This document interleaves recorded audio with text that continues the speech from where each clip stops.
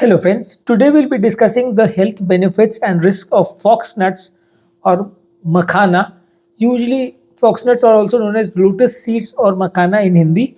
It is usually a very important or very common form of traditional Indian or Asian food. It's taken as a snack also, part of vegetables also and cooking also, which is very commonly done and can be taken in various forms also. Today we'll be discussing what are the benefits and disadvantages of foxnuts, because so often it is claimed that it is a very good food for the cardiac patients, and it is also having some health related benefits for the diabetic patients, for the hypertensive patients, and for the obese patients. So we'll be discussing what are the benefits of foxnuts or makhana. Usually foxnuts have a very high nutrific value. They are low in calories, high in proteins, fibers, and other nutrients are there, like potassium, magnesium, and phosphorus are there, which are beneficial for the patient as a nutritional or a high protein, low calorie nutritional diet. It helps in digestion of the patient. The fiber content of the patient helps in relieving the constipation of the patient, so it has a good nutrific value as well. It boosts the immunity. It is rich in antioxidants and it improves the immunity of the patient also.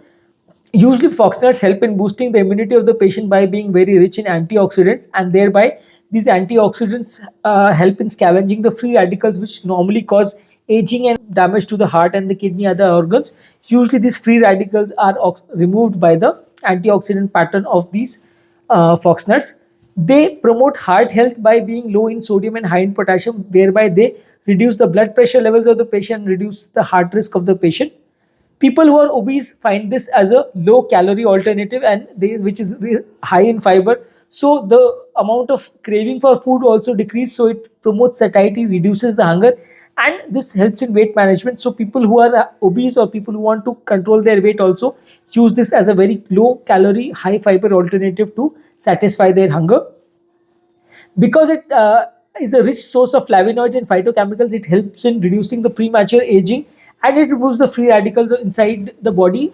This helps in decreasing the aging pattern, so it helps as an anti-aging agent also. It reduces the inflammation inside the body by reducing the anti-inflammatory products and the free radicals, which increase the risk of chronic disease. Then it is rich in proteins, which helps in bodybuilding and is a very suitable source of protein for vegetarian and vegans. It is a gluten-free alternative for the people who have gluten disease or celiac disease, where it can be a good fiber-containing high-protein alternative for people having celiac disease. It is rich in calcium, which is very useful for elderly patients, especially the elderly females who are very high, having high chances of osteoporosis. It has a high content of magnesium also, which improves the blood pressure levels also, improves the muscle tone, and it improves the nerve function also and decreases the chances of arrhythmia also. It has a low glycemic index, thereby it is a useful product for the diabetic patients also, when because the high glycemic index containing products, whenever the patient of diabetes takes these products, the sugar level suddenly spikes, and the patient usually has a sudden spike in the insulin levels also, which increases the chances of the progression of diabetes, and which damages the pancreas also and other organs also. That is why people who are having diabetes are recommended to take foods containing low glycemic index. Now, what are the disadvantages of it? The disadvantage of this is that it has a higher tendency for allergic reaction. There might be some people who might be allergic to nuts, so these people might have a higher chances of allergy to fox nuts. These are high sodium containing products, so the sodium content of fox nuts is around 63 milligrams per 100 grams of foxnut, which is very high. And if at all it is consumed in a large quantity, it can worsen the heart failure, it can worsen the blood pressure of the patient, and it can worsen the other inflammation and other problems of the patient. The chance of having kidney stones also might be higher in these patients. So having a high sodium content is detrimental for the patient who are having these health related problems. So in this way, it is an indirect disadvantage to the patient. Next is Foxnuts are high is in oxalate content. Usually, a large number of kidney stones are formed out of oxalates, which are present inside the body, and Foxnuts are considered to be having a high oxalate content, which increase the chances of having a kidney stone. 350 milligrams of potassium are present in 100 milligrams of foxnuts. Usually, or in routine patients where the kidneys are functioning fine, it usually does not cause a problem. But if at all the kidneys are not functioning fine and there is already kidney failure and the patient is having a high potassium or a hyperkalemia at the baseline, then there are high chances that the patient will deteriorate and the potassium levels of the patient will deteriorate. So if at all the patient who is having a kidney related problem, they should ideally avoid taking foxnuts in a high level or high quantities because of the high potassium content of foxnuts.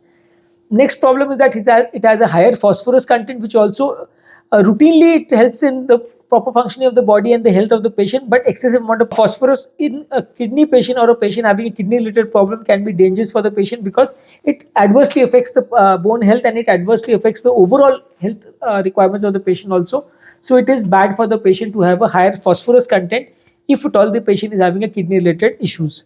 Usually, although it does not contain too much amount of fat, but if at all it is taken in a large quantity, and there are some varieties of foxnut also which have a higher percentage of fat, especially if at all you are taking foxnuts in the form of a snack where you are frying that in some oils, or using that with large amount of sodium in the form of snacks, then there are high chances that it will have a much greater adverse effects for your health as compared to a routine person who is taking a low quantity of foxnut. So ideally it should be consumed in a lesser quantity, and you should not be fried in oil, or should not be added with too much amount of salt if at all you want a health benefit out of it. Usually, if at all the people are frying foxnuts, it reduces the nutrific value of the foxnuts also, and it increases the calorie content of the foxnuts. So obese patients who are trying to leave this, who are trying to cut down their weight by using this, obese patients who are taking this as a low calorie alternative should keep this in mind, that this should not be fried. Foxnuts should not be fried before they are consuming it, and they should not add additional amount of salt also before consuming it. Otherwise, it will have a negative or a detrimental effect on their health rather than being a positive food product. Usually, the recommended allowance or recommended intake of foxnuts is around 30 to 50 grams or 1 to 2 ounce of foxnuts on a daily basis. If at all you are taking this on an excessive basis, it might not be very good. For people who have a good functioning body, good functioning kidney, and other organs are functioning fine, you might still take an additional extra amount of these foxnuts. But people who are having a kidney related problem, heart related problem, or a state of hyperkalemia or high potassium levels should ideally avoid excessive intake of foxnuts. So in this topic, we have discussed the health benefits of foxnuts and the risk also associated with this. If at all you have any comments, queries, or suggestions pertaining to this, or any other topics on which you want us to make more videos upon, or any other patient related queries, you can write to us about them in the comment section below, and we'll be happy to take these topics in our future discussions. If at all you are new to my channel, I would request you to subscribe to my channel, as this gives us a lot of motivation and inspiration to continue the topics in future.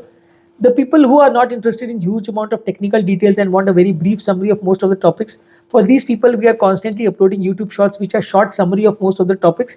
You can see these YouTube shorts on my YouTube channel, and we are also uploading these shorts in the form of reels on Facebook and Instagram.